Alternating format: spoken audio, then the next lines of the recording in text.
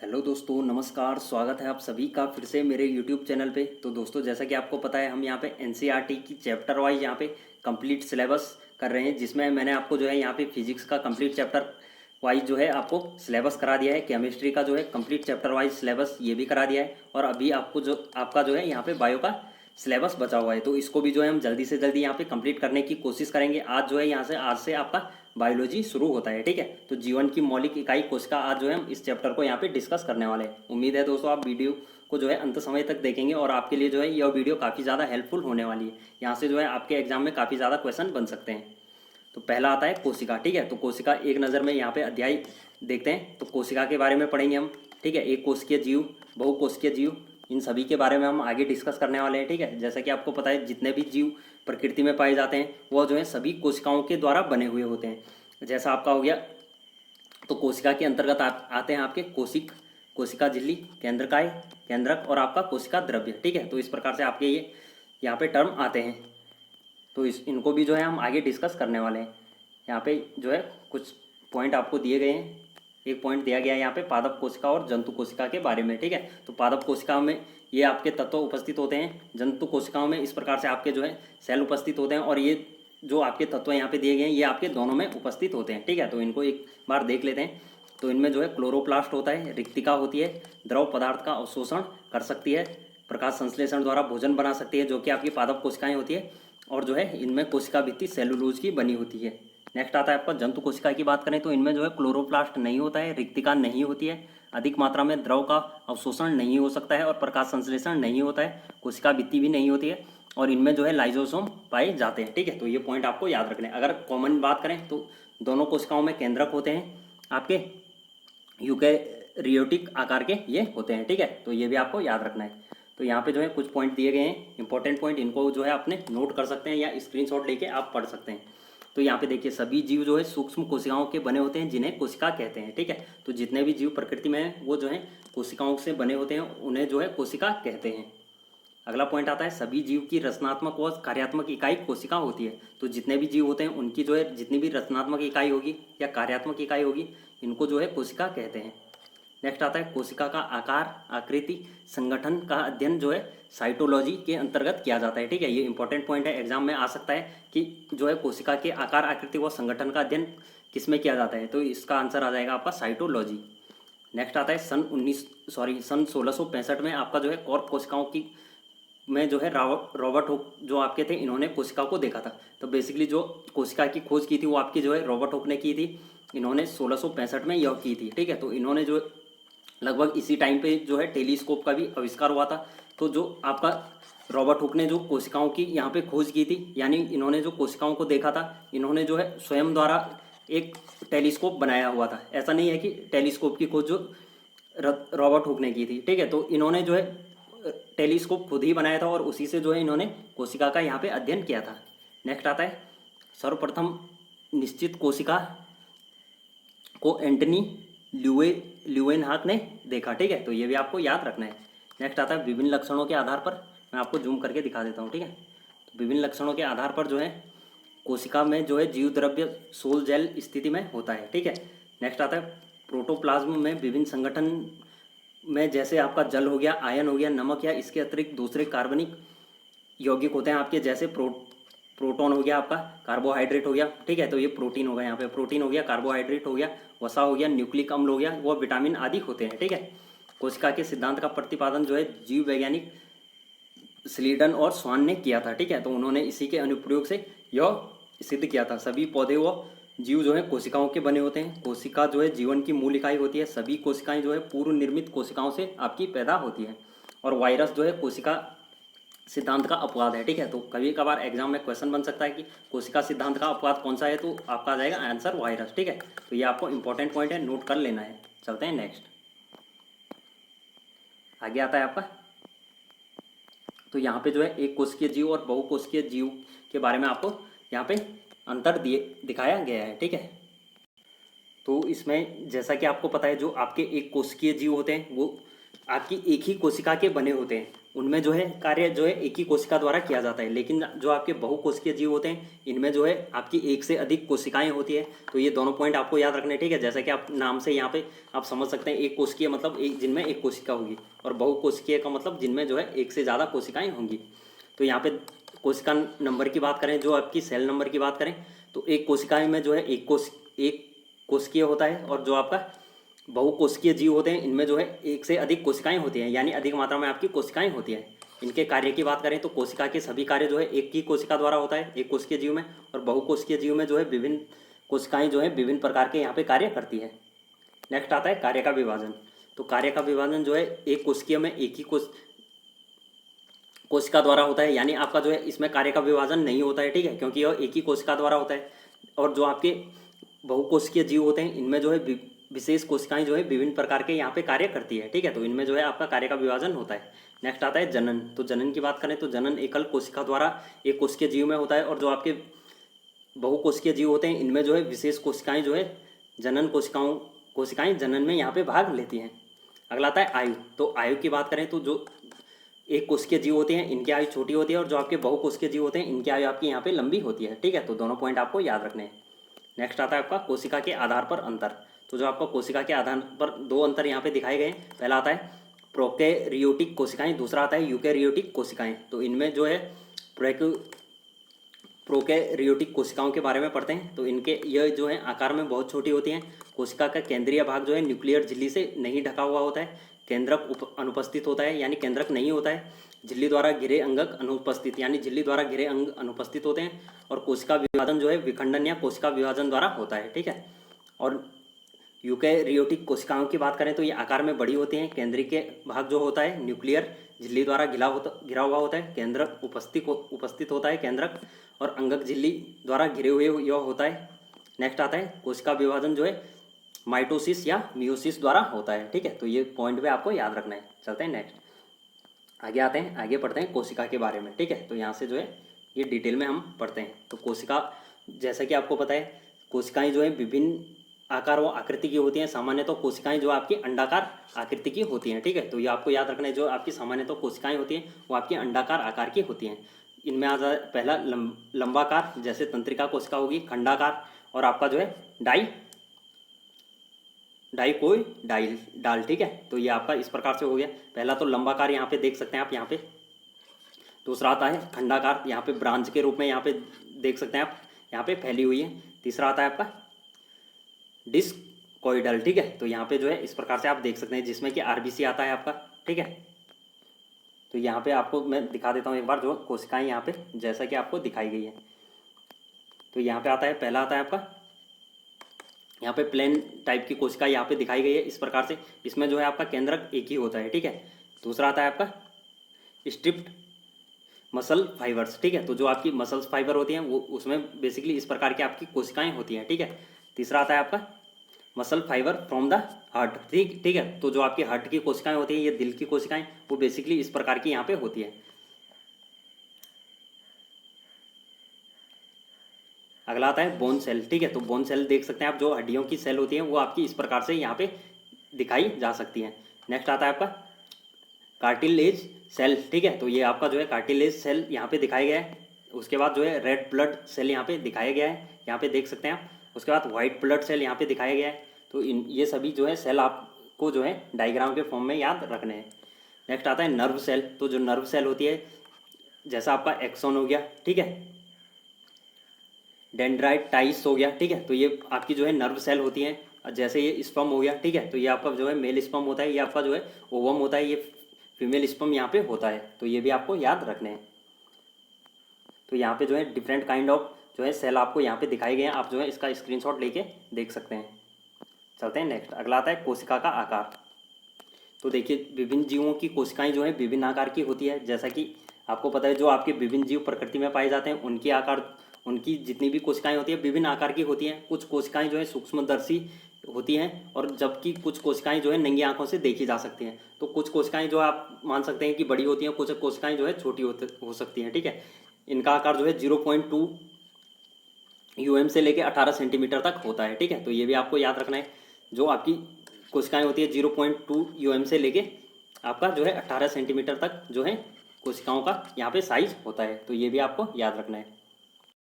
तो जो आपका ये यूएम होता है ये आपका जो है माइक्रोमीटर यहाँ पे दिखाता है, ठीक है। तो 0.2 माइक्रोमीटर से लेके आपका जो है 18 सेंटीमीटर तक यहाँ पे जो है कोशिकाओं का साइज होता है। तो ये आपको जो है पॉइंट याद रखना है। नेक्स्ट आता है एक बहुकोशिकीय जीव का आकार जो है सामान्य तो 20 से 30 mn होता है, ठीक है। तो जो आपका सामान्यतः जो आपकी बहुकोशिकीय जीव होते हैं उनका आकार बेसिकली यहाँ पे 20 से 30 नैनोमीटर यहाँ पे होता है, ठीक है। तो ये भी आपको याद रखना है। नेक्स्ट आता है सबसे बड़ी कोशिका जो है शुतुरमुर्ग का अंडा होता है, ठीक है। तो एग्जाम में क्वेश्चन बन सकता है कि सबसे बड़ी कोशिका जो है कौन से जीव की होती है, तो ये आपका आ जाएगा शुतुरमुर्ग। इसका जो है 15 सेंटीमीटर लंबा व 8 सेंटीमीटर चौड़ा जो है आपका अंडा होता है, ठीक है। तो ये भी आपको याद रखना है। नेक्स्ट आता है सबसे छोटी कोशिका जो होती है आपकी माइकोप्लाज्मा की होती है, ठीक है। तो माइकोप्लाज्मा की जो है 0.1 AUM आपकी जो है यहाँ पे कोशिका का साइज होता है, ठीक है। तो AUM की बात करें तो AUM आपका जो है यहाँ पे एसीमेट्रिक यूनिट मेमोरेबल कहा जाता है, ठीक है। तो ये बायोलॉजी की भाषा में कहा जाता है। तो आपको जो है बेसिकली ये याद रखना है 0.1 ANU, ठीक है। तो ANU आपको जो है ये याद रख लेना है। नेक्स्ट आता है मनुष्य के अंड का जो है लगभग 0.1 mm लंबाई का होता है, ठीक है। तो जो मनुष्य की कोशिका होती है वो बेसिकली 0.1 mm तक की होती है, ठीक है। तो ये भी आपको याद रख लेना है। नेक्स्ट आता है कोशिका के भाग, ठीक है। तो कोशिका के भाग किस प्रकार से हैं इनको देखते हैं। तो सामान्य तो जो कोशिकाएं होती हैं विभिन्न भाग जो है कोशिका अंग कहलाते हैं, यानी कोशिका के अंग कहलाते हैं। तो जो विशेष कार्य संपन्न करती है, जैसे सामान्य तो कोशिका के जो है 3 मुख्य भाग होते हैं, जैसे आपका आ गया प्लाज्मा झिल्ली, केंद्रक और कोशिका द्रव्य। तो ये तीनों पॉइंट आपको याद रखने हैं। तो यहाँ से ये आप देख सकते हैं ये प्लाज्मा झिल्ली जो है आपको यहाँ पे दिखाई गई है। यहाँ पे देख सकते हैं आप, ये आपको जो है प्लाज्मा झिल्ली का यहाँ पे चित्र दिखाया गया है। तो इसके बारे में पढ़ते हैं, ठीक है। तो कोशिका झिल्ली की बात करते हैं। तो कोशिका झिल्ली का प्लाज्मा झिल्ली या प्लाज्मा लेमा कहते हैं, ठीक है। तो जो आपकी कोशिका झिल्ली होती है इसको ही प्लाज्मा झिल्ली या प्लाज्मा लेमा कहा जाता है, ठीक है। तो ये भी आपको याद रखना है। नेक्स्ट आता है यह प्रत्येक कोशिका जो है दूसरी कोशिका के द्रव्य से अलग करता है। तो जो भी अगर जैसे आपकी एक कोशिका ये है, एक कोशिका ये है, तो इन दोनों के द्रव्य से आपका जो अलग करेगा वो आपका जो है कोशिका झिल्ली करेगा। यह जो है जंतु व पादप कोशिका दोनों में पाई जाती है, ठीक है। तो जो आपकी कोशिका झिल्ली होगी जंतु कोशिका में भी होगी और पादप कोशिका में भी होगी। नेक्स्ट आता है यह जंतु कोशिका में सबसे बाहरी झिल्ली व पादप कोशिका में से कोशिकीय भित्ति के नीचे पाई जाती है। तो जंतु कोशिका की बात करें तो यह सबसे बाहरी झिल्ली होगी, लेकिन पादप कोशिका में यह जो है कोशिका भित्ति के नीचे पाई जाती है, ठीक है। कोशिका भित्ति यानी आप जो आपकी कोशिका की दीवार होती है जिसको आप सेल वॉल बोला जाता है। नेक्स्ट आता है यह प्रोटीन व लिपिड की बनी होती है, ठीक है। तो जो आपकी यहाँ पे कोशिका झिल्ली होती है वो आपका जो है यहाँ पे प्रोटीन और आपका जो है लिपिड की बनी हुई होती है। ये पॉइंट पे आपको याद रख लेना है, इंपॉर्टेंट है। नेक्स्ट आता है कोशिका झिल्ली जो है वर्णनात्मक पारगम्य झिल्ली होती है, ठीक है। तो यह आपका जो है वर्णनात्मक पारगम्य झिल्ली होती है। तो ये भी आपको याद रख लेना है। जो कोशिका के अंदर जो है अंदर या बाहर से कुछ पदार्थ को अंदर या बाहर आने देता है, ठीक है। तो जो आपकी कोशिका झिल्ली होती है बेसिकली ये अगर कोई भी यहाँ पे कोशिका है, ठीक है, ये कोशिका होगी आपकी कोई भी, तो अगर कोई भी पदार्थ आपका अंदर या बाहर जाने की चेष्टा करेगा तो यहाँ पे जो है कोशिका झिल्ली ही वह पदार्थ है जो कि कुछ ही पदार्थ को यहाँ पे अंदर या बाहर जाने देगा। नेक्स्ट आता है आपका सिंगर और निकोलस के जो है फ्लूड मेसोइक मॉडल्स के सिद्धांत के अनुसार जो है यह एक प्रोटीन की सतह है जो लिपिड की 2 सतहों के बीच जो है सैंडविच की तरह कार्य करती है, ठीक है। तो बेसिकली इस सिद्धांत के अनुसार जो है आपका यह एक प्रोटीन की सतह है, ठीक है। जो आपकी प्रोटीन की सतह है जो 2 लिपिड सतहों के बीच यहाँ पे अगर आपकी जो है ऊपर और नीचे से आपकी जो है यहाँ पे लिपिड सतह होगी और बीच में आपकी जो है यहाँ पे प्रोटीन की सतह होगी, ठीक है। तो बीच में प्रोटीन की सतह और ऊपर नीचे आपकी जो है लिपिड की सतह होगी। यह जो है सैंडविच की तरह काम करती है। तो ये भी आपको याद रखना है। और इसकी जो मोटाई होती है वो 75A होती है, ठीक है। तो ये भी आपको याद रखना है। नेक्स्ट आता है यह लचीली होती है जो कि मोड़ी तोड़ी व दोबारा जोड़ सकती है, ठीक है। तो यह आपकी जो है काफ़ी लचीली होती है जो कि मोड़ी जा सकती है, तोड़ी जा सकती है और दोबारा यहाँ पे जुड़ सकती है। नेक्स्ट आता है आपका प्लाज्मा झिल्ली। तो यहाँ पे जो है आपको एक डायग्राम दिया गया है, ठीक है। तो ये आपको दिया गया है, जैसे आप यहाँ पे देख सकते हैं फ्लूइड इनसाइड सेल, ठीक है। तो जो आप जितना भी द्रव पदार्थ है वो आपका जो है इनसाइड सेल आपका जो है यहाँ पे अंदर है, और ये आपका जो है आउटसाइड सेल है, ठीक है। तो ये आपका जो है बाहर से यहाँ पे द्रव्य को आने जाने देता है, ठीक है। तो यहाँ पे जो है आपका प्रोटीन मॉलिक्यूल्स यहाँ पे दिखाए गए हैं, यहाँ पे देख सकते हैं आप, जो डॉट डॉट के फॉर्म में आपको दिखाए गए हैं। ये आपका जो है डबल लेयर ऑफ फैट यहाँ पे दिखाया गया है, ठीक है। ये आप देख सकते हैं जो डबल लेयर यहाँ पे फैट की यहाँ पे दिखाई गई है। तो पढ़ते हैं हम प्लाज्मा झिल्ली के बारे में। तो प्लाज्मा झिल्ली के कार्य पहला आता है, तो यह जो है कोशिका के अंदर वो बाहर के अणुओं को आने जाने देती है। तो जो प्लाज्मा झिल्ली का इंपॉर्टेंट कार्य होगा, यह जो है कोशिका के जो अंदर आपके अंदर वो बाहर जो है अणुओं को आने भी देगा और जाने भी देती है। यह कोशिका के निश्चित आकार को बनाए रखता है। तो कोशिका का जो निश्चित आकार होता है वो आपका जो है प्लाज्मा झिल्ली बनाए रखती है। नेक्स्ट आता है प्लाज्मा झिल्ली के अंदर वो बाहर अणुओं का आदान प्रदान, यह दो प्रकार से होता है, विसरण व परासरण, ठीक है। तो प्लाज्मा झिल्ली की बात करते हैं तो यह जो है कोशिका के अंदर वो बाहर के अणुओं का आदान प्रदान जो है दो प्रकार से होता है। तो इसका जो है विसरण और परासरण यहाँ पे दिया गया है। तो अभी मैं आपको इसको देखते हैं, विसरण और परासरण किसको कहते हैं। तो यहाँ पे देख सकते हैं आप विसरण और परासरण में जो है आपके यहाँ पे अंतर दिए गए हैं। तो विसरण किस प्रकार से होता है, परासरण किस प्रकार से होता है। पहला पॉइंट आता है विसरण में उच्च सांद्रता से निम्न सांद्रता की ओर जो है स्वतः गमन, ठीक है। तो जो भी जहाँ भी आपकी उच्च सांद्रता वाला द्रव्य होगा तो उस वहाँ से जो है निम्न सांद्रता की ओर जो है आपका द्रव्य का यहाँ पे गमन होता है। नेक्स्ट आता है यह दोनों पदार्थों की सांद्रता को समान कर देता है, ठीक है। तो जो कोई भी दो पदार्थ होंगे तो वह इनकी जो है सांद्रता समान कर देगा, ठीक है। सांद्रता का मतलब है कि यहाँ पे जो है दोनों पदार्थ में जो है उतना ही जो है समान रूप से यह बढ़ जाएगा। नेक्स्ट आता है ठोस द्रव गैस तीनों में संभव है, ठीक है। तो विसरण की बात करें तो यह जो है ठोस में भी हो सकता है, द्रव में भी और गैस में भी। नेक्स्ट आता है अपनी सांद्रता में के अंतर के आधार पर जो है विभिन्न पदार्थ की गति करने के लिए स्वतंत्र होता है। परासरण की बात करते हैं, यह जो है वर्णनात्मक झिल्ली द्वारा जो है जल यानी जो विलायक है के अणुओं को उच्च सांद्रता से निम्न सांद्रता की ओर गमन करने देता है, ठीक है। तो यहाँ से आपके जो है पहला विसरण में आता है कि उच्च सांद्रता से निम्न सांद्रता की ओर स्वतः ही अपने आप गमन कर देगा। लेकिन जो वर्णनात्मक झिल्ली है वो जल के अणुओं को जो है उच्च सांद्रता से निम्न सांद्रता की ओर गमन करने देगा, ठीक है। तो परासरण में जो बेसिकली आप देख सकते हैं यहाँ पे जल के अणुओं को ही जो है उच्च सांद्रता से निम्न सांद्रता की ओर गमन करने देता है। यह दोनों पदार्थ की सांद्रताओं को समान कर देता है, ठीक है। तो जो आपका परासरण होता है यह दोनों पदार्थों की सांद्रता को समान कर देता है। यह केवल द्रवीय माध्यम में संभव है, ठीक है। तो जैसा कि आप यहाँ पे मैंने अभी बताया आपको जो है यह केवल जो है द्रवीय माध्यम में आपका जो है संभव हो सकता है। अगला आता है केवल विलायक गति करने के लिए स्वतंत्र विलयन नहीं है, ठीक है। तो केवल जो है विलायक होता है वह गति करने के लिए स्वतंत्र विलयन में नहीं होते हैं। जैसा आप यहाँ पे देख सकते हैं तो यहाँ पे जो है ठोस द्रव गैस तीनों में संभव है, लेकिन आपका परासरण जो है केवल आपका द्रवीय माध्यम में ही संभव होता है। अगला आता है बाह्य स्रावरण परासरण और आपका अंतः परासरण। तो बाह्य परासरण जो आपका कोशिका के अंदर से विलायक का बाहर जाना। तो कोशिका के अंदर अगर आपका विलायक होगा तो वह अगर आपका बाहर जाता है तो बाह्य परासरण कहलाएगा, और अगर कोशिका के बाहर से विलायक अंदर आता है तो आपका जो है अंतः परासरण कहलाएगा, ठीक है। इंपॉर्टेंट है, आप इसको नोट कर सकते हैं, स्क्रीनशॉट ले सकते हैं। अगला आता है सांद्रता के अनुसार विलयन के प्रकार। तो जो आपकी सांद्रता होती है उसके अनुसार जो है विलयन के कितने प्रकार होते हैं यहाँ पे देखते हैं। पहला आता है आपका समपरासरी विलयन, ठीक है, जो आपका आइसोटोनिक सॉल्यूशन होता है। तो जब कोशिका के अंदर वो बाहर की सांद्रता समान है तो यह जो है समपरासरी विलयन होगा, ठीक है। तो इसमें जो है आपको कोई भी डाउट नहीं होना चाहिए, आप जो है इसका नाम से ही आंसर लगा सकते हैं। समपरासरी यानी जो है कोशिका के अंदर वो बाहर एक समान की सांद्रता है। नेक्स्ट आता है अति परासरण दाबी। तो यदि कोशिका के अंदर की सांद्रता बाह्य द्रव की सांद्रता से अधिक है, तो जैसे आपकी कोई भी कोशिका है तो इसके अंदर की सांद्रता जो है बाहर के द्रव से आपकी जो है अधिक है, ठीक है। तो जो है कोशिका के अंदर से जो है जल बाहर निकल जाता है। तो यहाँ की अगर सांद्रता अधिक होगी तो यह जल आपका जो है बाहर निकलने की कोशिश करेगा, जिससे जो है कोशिका आपकी सिकुड़ जाती है, यानी आपका जो है कोशिका यहाँ पे सिकुड़ जाएगी यानी पतली हो जाएगी, ठीक है। तो ये भी आपको याद रखना है। नेक्स्ट आता है अल्प परासरणी दाब विलयन।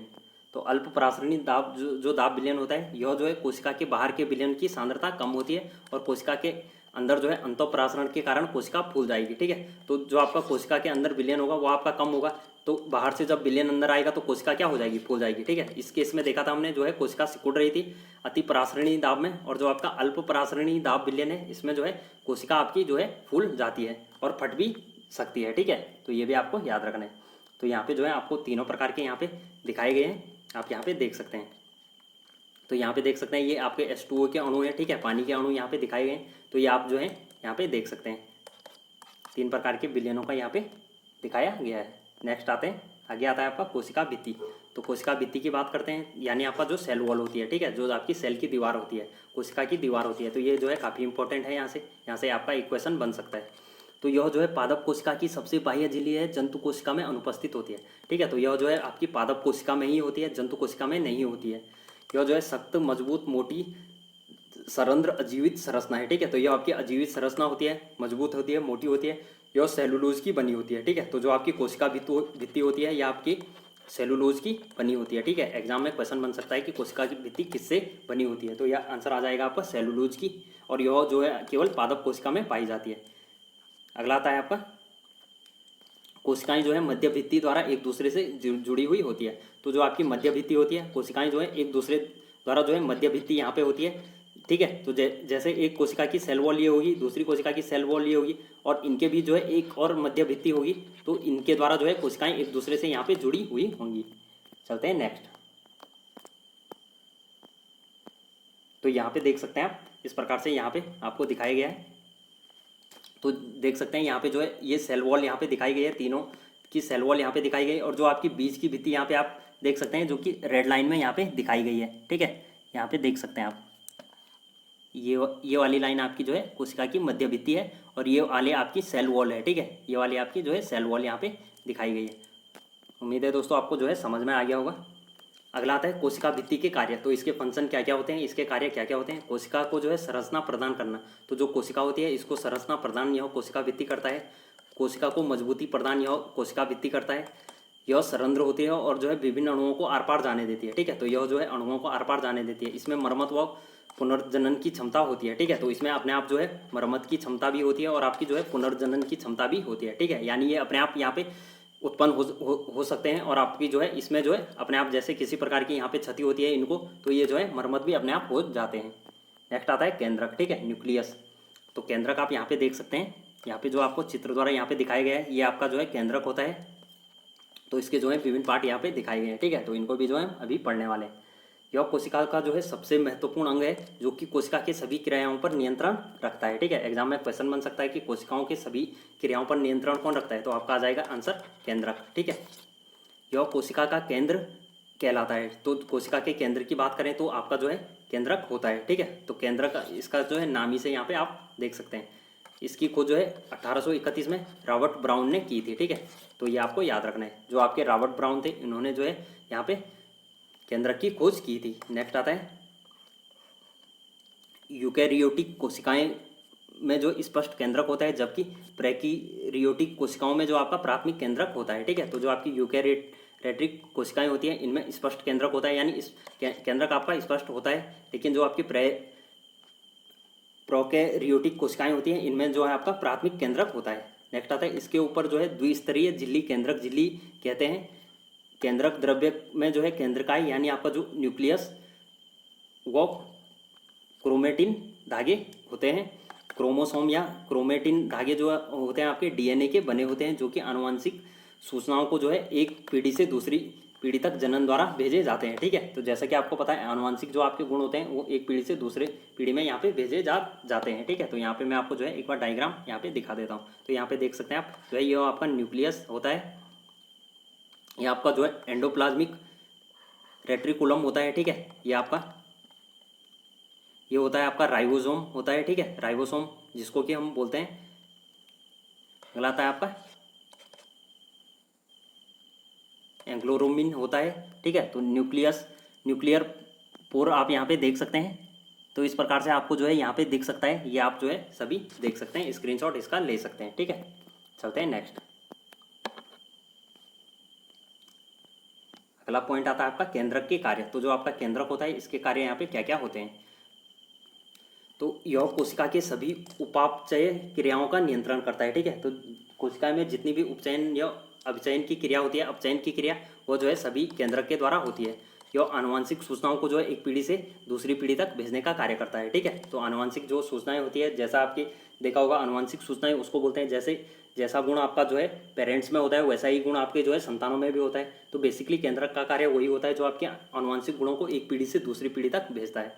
नेक्स्ट आता है आपका कोशिका द्रव्य, ठीक है। तो ये भी इंपॉर्टेंट है, द्रव जिसमें यहाँ पे अंगक तैरते हैं। तो यहाँ पे देख सकते हैं आप कोशिका द्रव्य, यहाँ पे ये वाला पॉइंट आपको दिखाया गया है। तो चित्र में जो है द्रव्य, इसमें जो है अंगक तैरते हैं। तो यहाँ पे देख सकते हैं आप, ये अंगक हैं द्रव्य में जो है आपके तैर रहे हैं। तो इसके बारे में पढ़ते हैं। तो यहाँ पे देखिए कोशिका वह द्रव्य जिसमें जो है सभी कोशिका अंगक पाए जाते हैं, कोशिका द्रव्य कहलाता है। ठीक है, तो जिसमें जो है सभी अंगक पाए जाते हैं वो आपका जो है कोशिका द्रव्य कहलाएगा। यहाँ जो है जैविक वो जो है आपका कैटाबोलिक क्रियाएं संपन्न होती है, इसके दो भाग होते हैं। ठीक है, तो इसके जो है कोशिका द्रव्य के यहाँ पे दो भाग होते हैं। पहला आता है सिस्टोन, दूसरा आता है आपका कोशिका अंगक। तो सिस्टोन की बात करते हैं तो यह आपका जलीय द्रव जिसमें जो है आपका विभिन्न प्रोटीन होते हैं। ठीक है, तो जो आपका ये जलीय द्रव होता है इसमें विभिन्न प्रकार के यहाँ पे प्रोटीन होते हैं। ठीक है, तो ये पॉइंट आपको नोट कर लेना है। नेक्स्ट आता है कोशिका अंगक। तो कोशिका अंगक जो होता है विभिन्न प्रकार के अंगक जो प्लाज्मा झिल्ली द्वारा घिरी हुई होती है। ठीक है, तो जो आपके कोशिका अंगक होते हैं ये आपका जो है प्लाज्मा झिल्ली द्वारा यहाँ पे घिरी हुई है। ठीक है, तो ये भी आपको याद रखना है। चलते हैं नेक्स्ट, आगे आता है आपका गाल्जी उपकरण। ठीक है, तो इसके बारे में भी पढ़ते हैं। तो ये पतली झिल्ली युक्त जो है चपटी पुटिकाओं का समूह होता है जो एक दूसरे के ऊपर जो है समांतर सजी होती है। इसका आविष्कार जो है आपका कामिलो गोल्गी ने की थी। ठीक है, तो उन्हीं के नाम पे जो है इसका नाम जो है गाल्जी उपकरण यहाँ पे पड़ा है। तो ये जो है प्रोकैरियोट स्तनधारी आरबीसी और जो है सीव सेल में जो है आपके अनुपस्थित होते हैं। ठीक है, तो ये आपको याद रखना है, जो आपके प्रोकैरियोट होते हैं, स्तनधारी होते हैं, आरबीसी होते हैं और आपके जो है सीव सेल्स होते हैं, इनमें जो है अनुपस्थित होता है। तो यहाँ पे देख सकते हैं आप ये किस प्रकार से समांतर एक दूसरे के हैं। ये हो गया आपका। ठीक है, तो इसके ऊपर से ये समांतर है, इसके ऊपर से ये समांतर है। तो इस प्रकार जो आपका गाल्जी उपकरण यह आपका कहलाता है। नेक्स्ट आता है गाल्जी इकाई के कार्य। ठीक है, तो जो आपका गाल्जी उपकरण होता है बेसिकली इसके क्या क्या कार्य होते हैं। यह जो है लिपिड बनाने में सहायता करता है। यह जो है मध्य लेमिला बनाने का कार्य करता है। ठीक है, ये आपके दो कार्य यहाँ पे दिखाए गए। यह स्वभाव से आपका स्रावी होता है। ठीक है, तो ये आपका जो है स्रावित होता है, ये भी आपको याद रखना है। नेक्स्ट आता है यह जो है मेलेलिन संश्लेषण में सहायता करता है। अंतःद्रव्यी जालिका में जो है संश्लेषित प्रोटीन और लिपिड का संग्रहण गाल्जी इकाई में किया जाता है। कुछ पुटिकाओं में जो आपके एंजाइम बंद किए जाते हैं। ठीक है, तो ये आपको याद रखना है। ठीक है, चलते हैं नेक्स्ट, आगे आता है आपका माइटोकॉन्ड्रिया। ठीक है, तो माइटोकॉन्ड्रिया जो कि काफ़ी इंपॉर्टेंट है। जैसे आपको पता है कोशिका का जो आपका विभिन्न प्रकार का ये आपका जो है कोशिका का पावर हाउस भी कहलाता है। ठीक है, कोशिका का जो बिजली घर होता है वो माइटोकॉन्ड्रिया को ही बोला जाता है। तो यहाँ पे देख सकते हैं आप डीएनए जो है यहाँ पे दिखाया गया है आपको इस प्रकार से, जो है कई आपको यहाँ पे दिखाए गए हैं। यहाँ पे दिखाए गए इंटरमेमोरेबल स्पेस यहाँ पे दिखाए गए, ये आपके मैट्रिक्स होते हैं। ठीक है, तो ये आपके क्राइस्टोर होते हैं, ये आपके जो है राइबोसोम हो गए। तो यहाँ पे जो है आप विभिन्न प्रकार से यहाँ पे देख सकते हैं, ये आपके जो डीएनए यहाँ पे इस प्रकार से आपके होते हैं। ठीक है, तो देख सकते हैं आप चित्र में यहाँ पे जो है स्क्रीनशॉट यहाँ पे ले सकते हैं। तो पढ़ते हैं इसके बारे में। तो देखिए ये प्रोकैरियोटिक में अनुपस्थित होते हैं। ठीक है, तो जो आपके प्रोकैरियोटिक होते हैं इनमें जो है अनुपस्थित होते हैं। इसकी जो है कोशिका का पावर हाउस भी कहते हैं। ठीक है, यह एक आपकी दोहरी झिल्ली वाले होते हैं। तो यह जो आपके मोस्ट इंपॉर्टेंट पॉइंट है, दोहरी झिल्ली वाले होते हैं, दोहरी झिल्ली वाले होते हैं माइटोकॉन्ड्रिया। बाह्य परत जो है चिकनी व छिद्रित होती है। ठीक है, बाह्य परत जो होती है इसकी चिकनी व छिद्रित होती है। अंतः परत बहुत वलित होती है और क्रिस्टली का निर्माण करते हैं। ठीक है, तो ये पॉइंट भी आपको याद रखना है। आगे आता है माइटोकॉन्ड्रिया के कार्य। तो जो आपका माइटोकॉन्ड्रिया होता है इसके क्या क्या कार्य होते हैं। इसका प्रमुख कार्य ऊर्जा को एटीपी के रूप में संचित करना। ठीक है, तो जो आपके एटीपी होता है यहाँ पे जो है ऊर्जा को यहाँ पे संचित करता है। यह आता है क्रेब्स चक्र का मुख्य स्थान है। ठीक है, तो जो आपका क्रेब्स चक्र होता है इसका यह मुख्य स्थान होता है। ठीक है, तो ये दोनों पॉइंट आपको याद रखने हैं जो कि आपके माइटोकॉन्ड्रिया के कार्य होते हैं। अगला आता है राइबोसोम। तो राइबोसोम को बारे में पढ़ते हैं। तो राइबोसोम जो है आपका ये अत्यंत छोटे गोल कण होते हैं जो जीव द्रव्य में स्वतंत्र रूप से तैरते हैं। ठीक है, और यह अंतःद्रव्यी जालिका के बाहर सतह पर चिपके पाए जाते हैं। ये आरएनए व प्रोटीन के बने होते हैं। ठीक है, तो जो आपके राइबोसोम होते हैं ये आपके आरएनए हो गया प्लस प्रोटीन के बने हुए होते हैं। तो ये दोनों पॉइंट आपको याद रख लेने हैं। ये छोटे कण होते हैं और जो है जीव द्रव्य में स्वतंत्र रूप से तैरते हैं। ठीक है, तो यहाँ पे देख सकते हैं आप राइबोसोम यहाँ पे आपको दिखाया गया है। ये आपको बीच में यहाँ पे आप देख सकते हैं ये आपके राइबोसोम है या जो है जीव का यहाँ पे द्रव्य है। ठीक है, तो ये द्रव्य है, इनके बीच में कोशिकाओं के बीच में ये इसमें जो है तैरते रहते हैं। तो यहाँ पे आप इनको देख सकते हैं। चलते हैं अंतःद्रव्यी जालिका। तो जो आपकी अंतःद्रव्यी जालिका होती है इसके बारे में पढ़ते हैं। यह जो है झिल्ली युक्त नालिकाओं तथा सीट का विशाल तंत्र होता है। इसकी को जो है आपके वाटर क्लाउड और आपका जो है फैलन ने की थी, ठीक है। तो ये आपको याद रखना है। इसकी खोज जो आपकी पोर्टर आपका हो गया, क्लाइव हो गया, और आपका जो है फॉलम ने की थी। नेक्स्ट आता है यह जो है प्रेक्यूरियोटिक कोशिका वो स्तनधारी आपकी इरेथ्रोसाइट के अलावा जो है सभी में पाया जाता है, ठीक है। तो जो आपकी प्रोकैरियोटिक कोशिका होती है वो स्तनधारी आपकी इरेथ्रोसाइट होती है। इसके अलावा जो है सभी में यह आपका अंतःद्रव्यी जालिका पाई जाती है। चलते हैं नेक्स्ट। तो यहाँ पे आप देख सकते हैं, इसका चित्र आपको दिखाया गया है। यहाँ पे अंतर आपको मैं बता देता हूँ। तो अगला आता है आपका चिकनी अंतर्द्रव्यी जालिका और आपकी जो है खुरदरी द्रव्य अंतर्द्रव्यी जालिका होती है। इनमें बेसिकली क्या क्या अंतर होता है, तो यहाँ पे देख सकते हैं आप, एक स्मूथ है और आपका दूसरा रफ यहाँ पे सरफेस दिया गया है। तो पहला आता है ये झिल्ली जो है वो नलिकाओं से बना होता है। तो जो आपकी चिकनी अंतर्द्रव्यी जालिका होती है ये आपका झिल्ली और नलिकाओं से बना हुआ होता है। यह जो है स्टीराइड लिपिड व पॉलीसेकेराइड बनाने में मदद करता है। राइबोसोम इसमें अनुपस्थित होता है यानी नहीं होता है। मुख्य कार्य कोशिका द्रव्य के भागों तथा केंद्रक के मध्य जो है प्रोटीन के परिवहन के नालिका सुविधा प्रदान करना। तो इसका जो है आपका चिकनी अंतर्द्रव्य जालिका का मुख्य कार्य आपका जो होता है वो कोशिका द्रव्य के भागों तथा केंद्रक के मध्य जो है प्रोटीन का परिवहन करना, यानी प्रोटीन को जो है एक स्थान से दूसरे स्थान पर ले जाने का कार्य करता है। दूसरा आता है खुरदरी अंतर्द्रव्यी जालिका। तो यह आपकी जो है ये सिस्टर्नी व नालिकाओं का बना होता है। यह प्रोटीन संश्लेषण में कार्य करता है, ठीक है। तो प्रोटीन संश्लेषण यानी प्रोटीन के निर्माण में आपका जो है यहाँ पे सहायक होता है और राइबोसोम उपस्थित होता है, ठीक है। तो आपकी यहाँ पे एग्जाम में क्वेश्चन बन सकता है कि राइबोसोम किस में उपस्थित होता है, तो आपका आंसर आ जाएगा खुरदरी अंतर्द्रव्यी जालिका। नेक्स्ट आता है आपका अंतर्द्रव्यी जालिका, ठीक है। तो इसके बारे में पढ़ते हैं। तो जो आपकी अंतर्द्रव्यी जालिका होती है इसके क्या क्या कार्य होते हैं, फंक्शन क्या क्या होते हैं। यह केवल ऐसा अंगक है जो कोशिका के अंदर जो है पदार्थों के केंद्रक के बीच परिवहन के लिए नालिका सुविधा प्रदान करता है। तो यह केवल एकमात्र ऐसा अंग है जो कोशिका के अंदर पदार्थ के केंद्रक के बीच यहाँ पे परिवहन के लिए नालिका सुविधा प्रदान करता है, ठीक है। तो ये इंपॉर्टेंट पॉइंट है, नोट कर लेना है। नेक्स्ट आता है यह अंगकों के बीच बायोकेमिकल क्रियाओं के साथ स्थान उपलब्ध कराता है। तो जितने भी अंगक होते हैं आपके, जैसे कि कोशिका में अभी हमने पढ़ा था, तो इनके बीच जितने भी बायोकेमिकल क्रियाएँ होती हैं इनके लिए स्थान उपलब्ध कराता है। नेक्स्ट आता है यह वसा एस्टेरॉयड कोलेस्ट्रॉल के संश्लेषण में मदद करता है, ठीक है। तो जितने भी आपके वसा से संबंधित होते हैं, एस्टेरॉयड और आपके कोलेस्ट्रॉल होते हैं, इनमें जो है संश्लेषण में मदद करता है। अगला आता है यह कोशिकाओं में जो है एससीआर विष तथा दवा के निर्विषीकरण में महत्वपूर्ण भूमिका निभाता है, ठीक है। तो जो जितने भी कोशिकाओं में आपके विष हो गए या दवा के निर्विषीकरण, जैसे आपने देखा होगा एल्कोहल वगैरह कोई लोग पीते हैं, ठीक है। तो एल्कोहल पीते हैं तो क्या होता है, वो बेसिकली जो शराब है वो हमारे स्वास्थ्य के लिए क्या होती है, खराब होती है। तो जो हमारी किडनी होती है वो इससे क्या करती है, हमको बचाती है। तो बचाती इसलिए है क्योंकि जो है इसके अंदर यहाँ पे जो है निर्विषीकरण के लिए ये जो है बेहतर भूमिका यहाँ पे निभाते हैं, जो क्या होती है अंतर्द्रव्यी जालिका यहाँ पे होती है, ठीक है। तो ये आपको पॉइंट यहाँ से आप जो है यहाँ से रिलेट कर सकते हैं। जो आपकी किडनी होती है वो क्या करती है, एल्कोहल को एक निश्चित क्या करती है, डैमेज से हमारे शरीर को यहाँ पे बचाती है। अगला आता है राइबोसोम के कार्य। तो जो आपके राइबोसोम होते हैं इसके क्या क्या कार्य होते हैं, तो राइबोसोम जो है अमीनो एसिड से जो है प्रोटीन संश्लेषण का मुख्य स्थान होता है। सभी संरचनात्मक व क्रियात्मक प्रोटीन का संश्लेषण राइबोसोम द्वारा किया जाता है, ठीक है। तो ये इंपॉर्टेंट यहाँ से है, राइबोसोम जो होता है अमीनो एसिड और प्रोटीन संश्लेषण का मुख्य स्थान होता है, ठीक है। तो ये आपको पहला पॉइंट तो ये आपका यहाँ से बन जाएगा। नेक्स्ट आता है यह संरचनात्मक व क्रियात्मक प्रोटीन यानी आपके जो एंजाइम होते हैं का संश्लेषण राइबोसोम द्वारा किया जाता है। संश्लेषित प्रोटीन कोशिका के विभिन्न भागों में अंतर्द्रव्यी जालिका द्वारा कोशिका के विभिन्न भागों तक भेजा जाता है। तो ये भी आपको यहाँ पे याद रखना है। चलते हैं नेक्स्ट। अगला आता है आपका लवक, ठीक है, यानी आपका जो प्लास्टिड होता है, ठीक है, प्लास्टिक नहीं प्लास्टिड, ठीक है, प्लास्टिड। तो प्लास्टिड की बात करते हैं। तो यह जो आपका जो है केवल पादप कोशिकाओं में पाया जाता है। जो आंतरिक संगठन में झिल्ली की कई परतें होती है, यहाँ पे देख सकते हैं आप जो है कई परतें जो है झिल्ली की यहाँ पे दिखाई गई है, आप देख सकते हैं।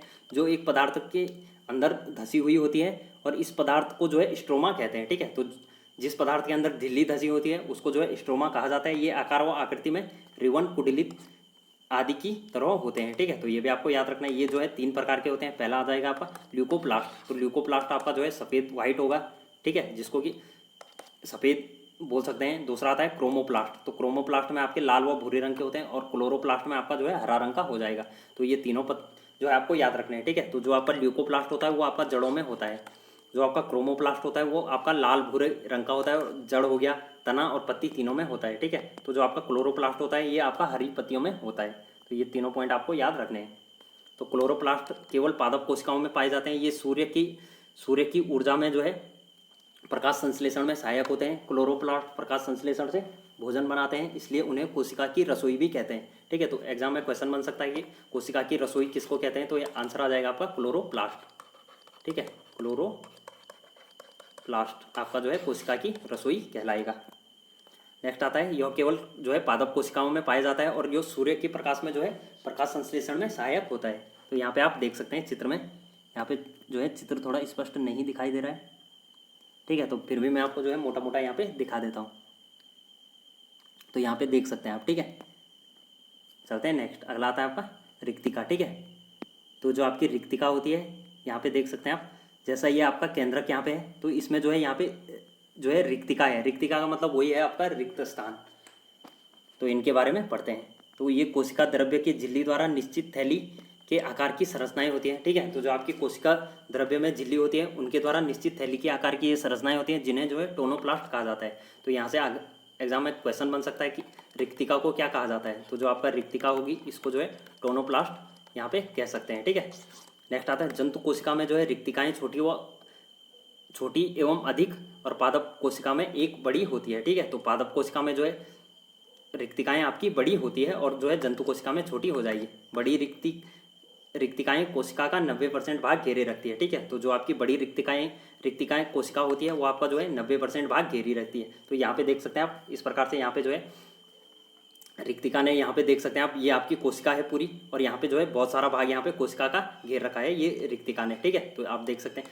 तो लेकिन अगर आपकी जो बड़ी यहाँ पे कोशिका होगी, बड़ी रिक्तिका कोशिका होगी, तो लगभग ये इतना भाग यहाँ पे रिक्त इसका होता है, ठीक है।